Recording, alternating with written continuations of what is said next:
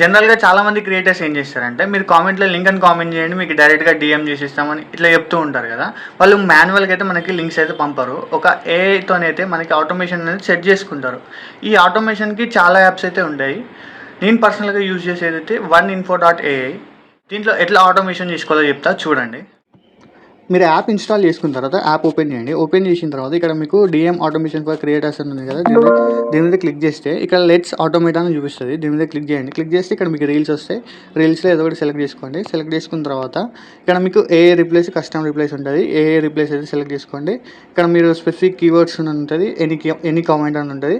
మీరు any comment select చేసుకోండి. Select చేసేసుకొని ఇక్కడ మీకు ప్రోడక్ట్ లింక్, మీరు లింక్స్ పంపాలి అనుకుంటే ఇక్కడ ప్రోడక్ట్ లింక్ అని సెలెక్ట్ చేసుకోండి. ఒకవేళ టెక్స్ట్ ప్రాంప్ట్స్ ఇలాంటివి ఉంటే మాత్రం మీరు టెక్స్ట్ మెసేజ్ అని క్లిక్ చేసుకోండి. క్లిక్ చేసుకున్న తర్వాత మీరు ప్రాంప్ట్ అనేది ఇక్కడ పేస్ట్ చేసేయండి.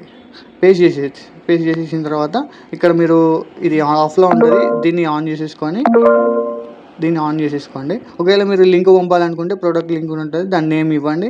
ప్రోడక్ట్ది ఏదో నేమ్ ఉంటుంది కదా, ఆ నేమ్ ఇచ్చేసి ఆ ప్రోడక్ట్ లింక్ అనేది ఇక్కడ ఇచ్చేసేసి ఆ ఇమేజ్ ఏమన్నా ఉంటే ఇమేజ్ ఇచ్చేయండి. ఇమేజ్ ఇచ్చేసిన తర్వాత కింద ఇది ask to follow before sending link అని ఉంది కదా, దీన్ని ఆన్ చేసేసుకుంటే ఇక్కడ మీకు స్టార్ట్ ఏఐ ఆటోమేషన్ ఉంటుంది. క్లిక్ చేసేస్తే మీకు ఆటోమేషన్ అనేది స్టార్ట్ అయిపోతుంది అన్నట్టు.